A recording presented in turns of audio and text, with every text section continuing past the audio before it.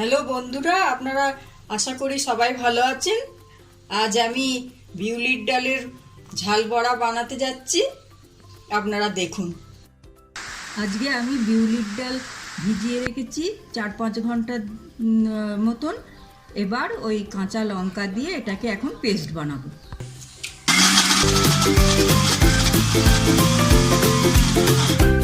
এবার জল দিচ্ছি, জল দিয়ে আবার মিক্সি চালাতে হবে।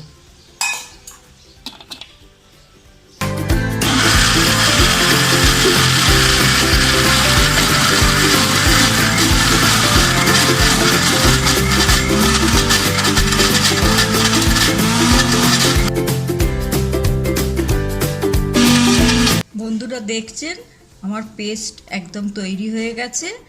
আর দেখুন এইভাবে জিনিসটা হবে, যাতে যখন ভাজা হবে তখন যাতে কড়া এইভাবে পড়ে। আমি যে বিউলির ডালটা বেটে রেখেছিলাম কাঁচা লঙ্কা দিয়ে, এখন এটা আমি ভাজবো গরম তেলে।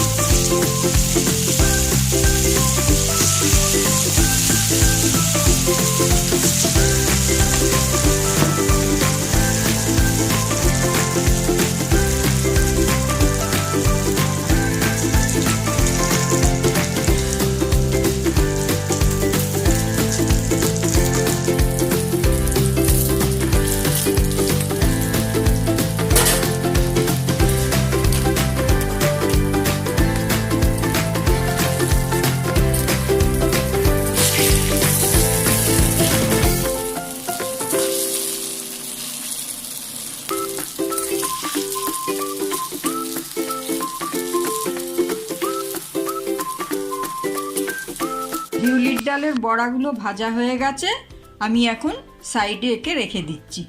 তারপরে এবার আমি সর্ষে পেস্ট করব।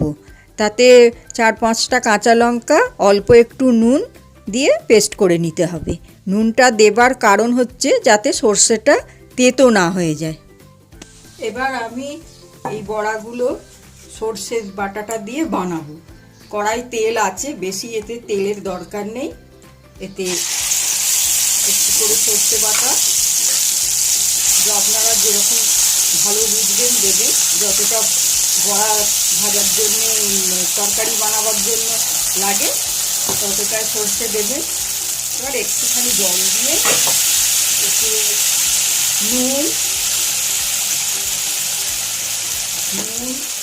তারপরে হচ্ছে একটু গুঁড়ো লঙ্কা,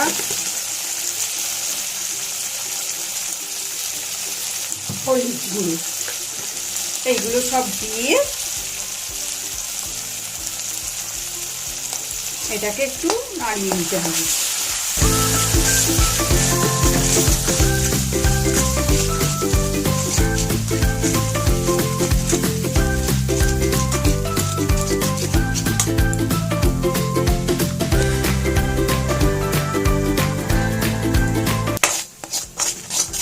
বেশি ভাজবার দরকার নেই, তাহলে সর্ষে বাটাটা তেতো হয়ে যাবে। একটু জাস্ট সামান্য এবার একটু জল দিতে হবে।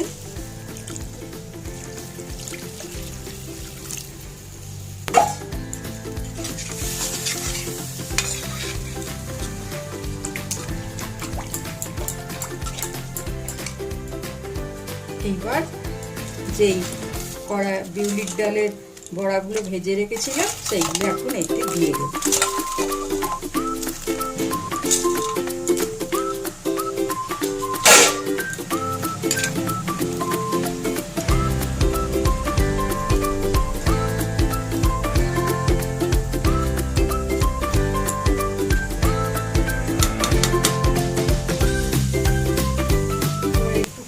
দিতে হবে যাতে এই সর্ষে বাটাগুলো খানিকটা এর ভেতরে বড়া ভাজার ভেতরে ঢুকে যায়।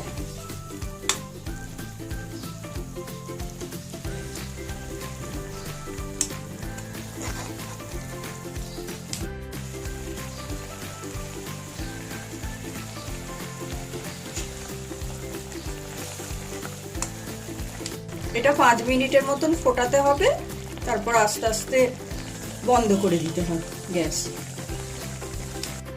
এখন পুরো সব রেডি হয়ে গেছে।